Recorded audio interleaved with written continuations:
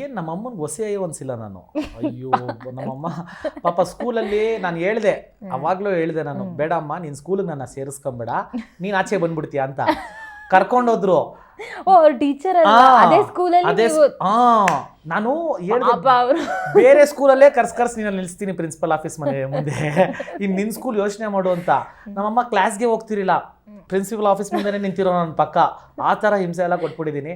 But ಆದರೆ might be ಅದೇ ಚಿಕ್ಕ ವಯಸ್ಸು ಮಾಡಿದ್ದು ತಪ್ಪುಗಳು ಇಲ್ಲ ಮಾಡ್ತಿದ್ದು ಆಟಗಳೆಲ್ಲ ಅದರಿಂದನೇ ನಾವೆಲ್ಲ ಕಲ್ತ್ವಿ ಅನ್ಸುತ್ತೆ ಜೀವನಕ್ಕೆ. And she is very proud of me today. And ನೀವು ಅವಾಗ ಹೇಗಿದ್ರೆ ಈಗಲೂ ಹಾಗೆ ಇರೋದು.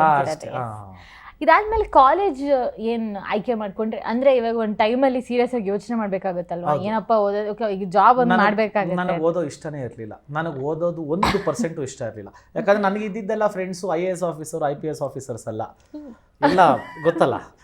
ಸೊ ಅಂಥವ್ರನ್ನ ಇಟ್ಕೊಂಡು ನಾವು ಎಲ್ಲೊಂದ ಓದ್ತೀವಿ. ಸೊ ನಂಗೆ ಓದೋ ಆಸೆ ಎಲ್ಲ ಯಾವುದೂ ಇರಲಿಲ್ಲ. I wanted to become a very good cricketer. So ನಮ್ಮಮ್ಮನಿಗೆ ಹೇಳಿದೆ, ನನಗೆ ಓದಿಸ್ಬೇಡ, ಕ್ರಿಕೆಟಿಗೆ ಸೇರಿಸ್ಬಿಟ್ಟು ನನ್ನ ಅಂತ. ನಮ್ಮಮ್ಮ ಓದು ಓದು ಓದು ಅಂತ ಕರ್ಕೊಂಡೋಗಿ ಹಾಕಿದ್ರು. ಡಿಪ್ಲೊಮಾ ಇನ್ಫಾರ್ಮೇಷನ್ ಸೈನ್ಸ್ ಮಾಡಿದ್ದೀನಿ ನಾನು. 11 ಬ್ಯಾಕ್ ಇದೆ ಅಷ್ಟೇ, ಅಷ್ಟೇ, ಜಾಸ್ತಿ ಇಲ್ಲ. 11 ಹೌದು, ಇನ್ನೂ ಇದೆ.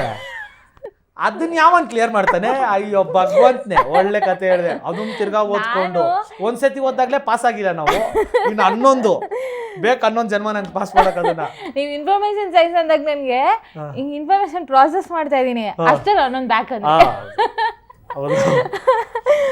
ಸ್ವಲ್ಪ ನಿಮ್ಮ ತಂದೆ ತಾಯಿ ನಿಮ್ ಒಡ ಹುಟ್ಟಿದವರು ಇದ್ರೆ ಅವ್ರ ಬಗ್ಗೆ ಒಂಚೂರು ಪರಿಚಯ ಮಾಡ್ಕೊಡಿ.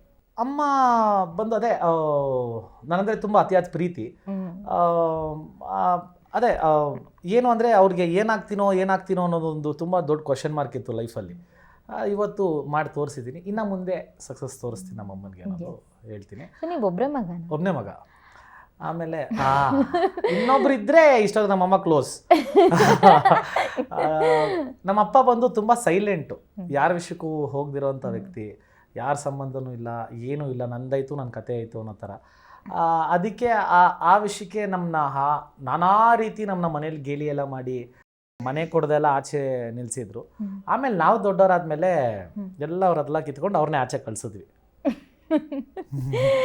ಅಂಡ್ ಇನ್ನೊಂದೇನಂದ್ರೆ, ನೀವು ಪಾಪ ಅಕ್ಷಿತಾ ಅವರು ಕಾಯ್ತಾ ಇದ್ರು ನಿಮ್ಮನ್ನ ನೋಡಕ್ಕೆ. ಬಿಗ್ ಬಾಸ್ ಮನೆಯೊಳಗೆ ಬಂದು ಅವ್ರು ಬಂದು ನಿಮ್ಮನ್ನ ತಪ್ಕೊಂಡು ಮಾತಾಡ್ಸಿದ್ರೆ, ಬಿಗ್ ಬಾಸ್ ನನ್ನ ಮಗಳನ್ನ ಕಳ್ಸಬೇಕು ಹೇಳಿದ್ರಿ.